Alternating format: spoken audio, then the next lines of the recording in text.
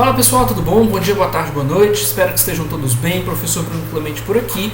E nós vamos então dar andamento na nossa discussão sobre o nosso diagrama de máquina de estados e vamos melhorar, vamos evoluir um pouquinho aí esse documento para deixá-lo ainda mais fiel ao que representa lá a realidade do nosso sistema, tá bom? Eu vou compartilhar minha tela com vocês e a gente vai continuar de onde interrompeu no vídeo anterior, tá? Então, como eu mencionei, existem problemas ainda que a gente não resolveu, que a gente não tratou. Por exemplo, um livro enviado pode retornar danificado.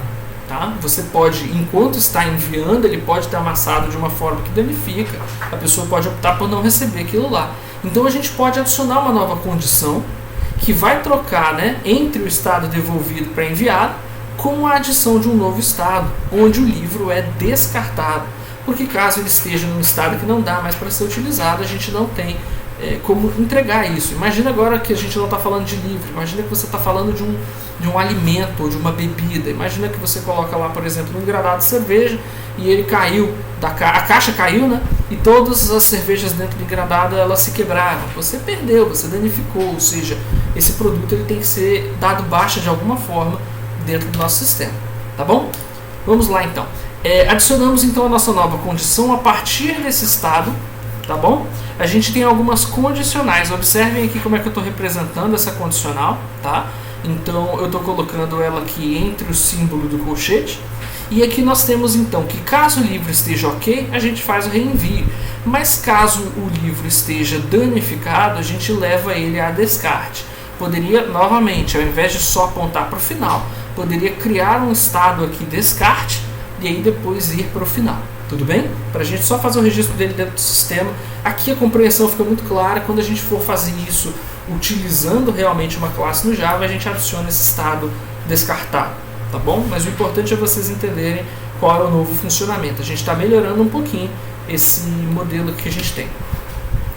Ainda existe o que a gente chama de superestado. Superestado, vocês devem ter tido contato em análise de sistemas, talvez não com esse termo, mas com alguma coisa ali falando sobre generalização e especialização, e vocês também devem ter visto isso se já tiveram disciplina de programação orientada a objeto, mas como nem todos fizeram, eu vou dar uma explicação rápida aqui para vocês, tá bom? Observem que aqui você pode agrupar alguns estados em um outro estado, tudo bem? Isso pode te dar alguma informação extra. Por exemplo, observem que eu utilizei uma nova caixa aqui para representar o estado no depósito. Por que eu fiz isso? Porque você pode ter informação mais geral e informação específica.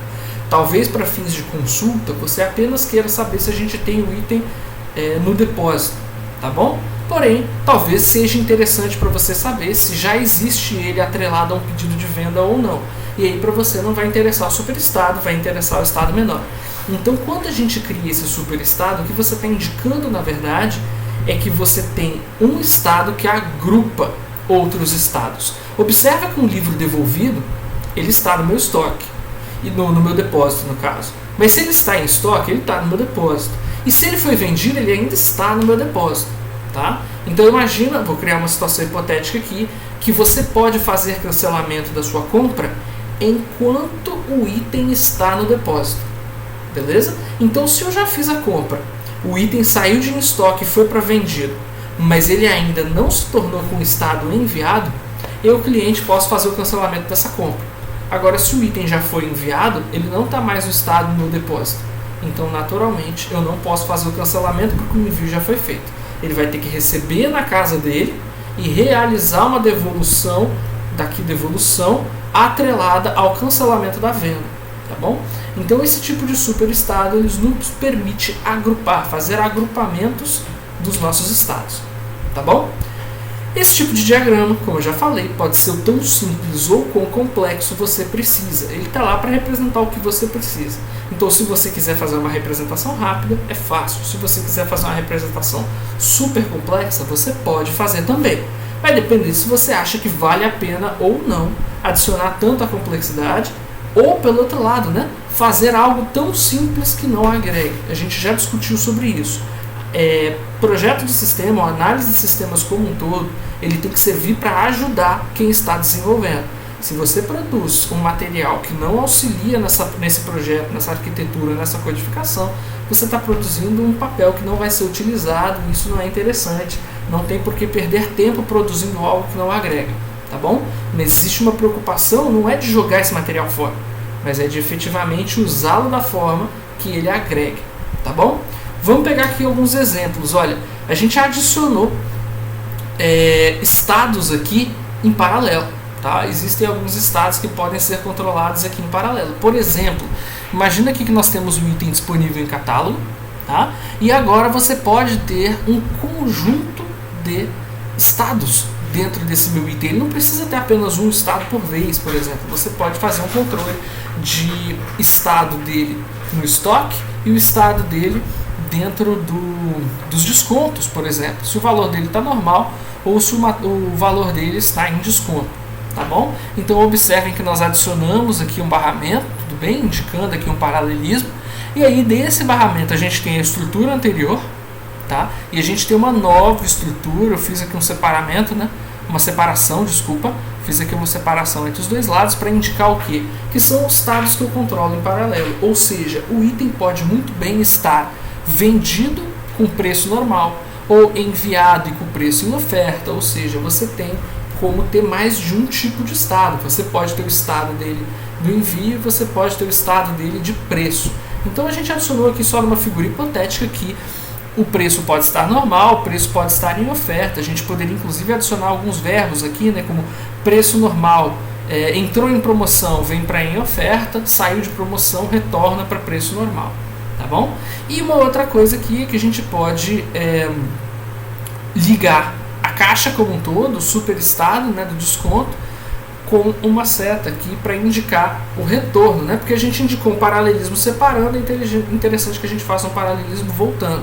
Quando a gente não liga o estado, mas o superestado, significa para nós que independente de qual estado esteja, seja em preço normal ou em oferta, a gente vai retornar esse paralelismo para um fluxo normal para fazer uma finalização. Seja ela retornando aqui no caso da venda e do descarte, ou seja ela retornando aqui na confirmação da entrega, tá bom? Então fica aí mais um exemplo para vocês de como a gente pode incrementar ainda mais o nosso diagrama de máquina de estado. Outra coisa, se isso para você é considerado elementos diferentes, eles não precisariam estar no mesmo diagrama. Você poderia fazer dois. Um para fazer o controle dele de logística, que é o da esquerda, e um para fazer o controle dele da parte financeira, que é o da direita. Eu coloquei juntos para que pudéssemos fazer uso dos mecanismos da OML.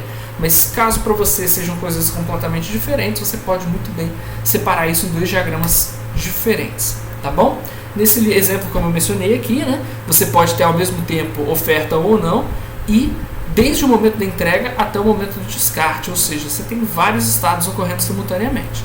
Aqui nós temos mais um exemplo, acredito que é o exemplo final já, que é um elevador, tá bom? Esse exemplo de elevador ele tem basicamente o seguinte: nós temos um início, o elevador ele vai ser iniciado pela primeira vez o seu uso sempre no andar térreo, e a partir do andar térreo ele só pode subir, porque você não tem como descer mais nesse cenário hipotético. Observa como é importante o diagrama. Só de fazer essa leitura eu já sei que esse prédio não tem subsolo, beleza? Ou seja, ele me ajuda a entender melhor o modelo de negócio para o qual eu vou desenvolver o meu software. Então eu sei que ele pode subir, ele pode ficar no estado subindo até ele chegar no andar, quando ele ficará parado. Então ele vai subindo, vai subindo, vai subindo, até que ele chegue no andar necessário. Quando ele chega no andar necessário, ele pode continuar subindo ou ele pode descer também. E todas essas podem ser condições. Observa aqui que do parado, depois de um determinado tempo de espera, ele retorna para o térreo. E quando ele retorna, ele volta aqui para o nosso início, tá bom? Observa que esse elevador ele tem um defeito. E aí não cabe a nós julgar se o negócio da pessoa está correto ou está errado. Aqui a gente está tentando documentar, entender o negócio da pessoa. Observa que o nosso elevador ele só sobe. A partir do momento que ele subiu, chegou por exemplo no terceiro andar e entrou como parado, ele só pode descer até chegar no próximo andar, ou então aguardar o seu tempo de espera e ir para o térreo. Tá? Então esse é um exemplo de um sistema não otimizado, como os quais a gente vai encontrar muito.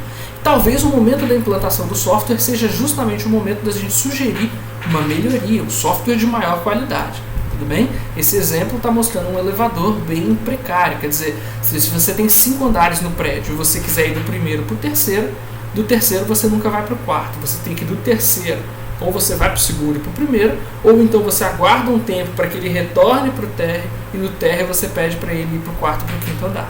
Tá bom? Então tá aí um exemplo de como a gente documenta o sistema, documenta os estados de um determinado elemento, no nosso caso aí é a entidade, o objeto elevador, e os seus possíveis estados, assim como as ações que alteram ele. Tudo bem? Aqui eu tenho mais um, tá? É um pouco mais complexo aqui desse modelo, tudo bem? E você inclusive consegue fazer uma coisa bem interessante dentro do StarOML, que é fazer diagramas, e dentro desses diagramas você bota um outro diagrama. Então observa aqui na representação da esquerda, ele basicamente fez um ponto de início, vem para um estado maior, um superestado aqui chamado checar pin, tudo bem? E aqui dentro do checar pin ele tem um estado fechado com início, meio e fim. Quando esse estado for concluído, chegarmos aqui satisfatoriamente no fim, ele vem por aqui ou por aqui, de acordo com o resultado. Então, essa representação aqui da esquerda, ela ajuda você a ter visão do estado macro, e dentro desse estado macro, esse outro estado que está composto dentro do estado macro. Mas a OML nos permite fazer links, tá, entre os estados. Então, observem que aqui na direita, nós temos o mesmo exemplo, só que aqui, olha, ele simplesmente colocou check pin, conferir o pin, e esse símbolo aqui de link aqui do lado, ele representa que se você der 2 cliques dentro desse estado, ele abre em outra página apenas esse diagramazinho daqui. Eu vou fazer um vídeo para vocês ensinando como fazer isso do StarOML também, mas é uma ótima forma de você não ter que ficar reescrevendo tudo. Imagina que você vai controlar ali o estado da pessoa e tem um cadastro, o estado do fornecedor e tem um cadastro, o estado do livro e tem um cadastro. Não tem por que ficar repetindo aquele processo de login em todos os passos, por exemplo.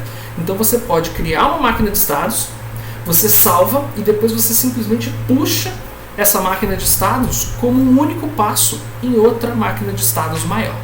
Tá bom? Eu vou encerrar por aqui, depois a gente continua aqui, vai ter uma finalização, tá? Eu mostro esse aqui para vocês rapidamente da mensalidade e aí depois então eu já caio no Asta e eu ensino como fazer isso, tudo bem? Mas a gente retorna no terceiro e último vídeo da semana.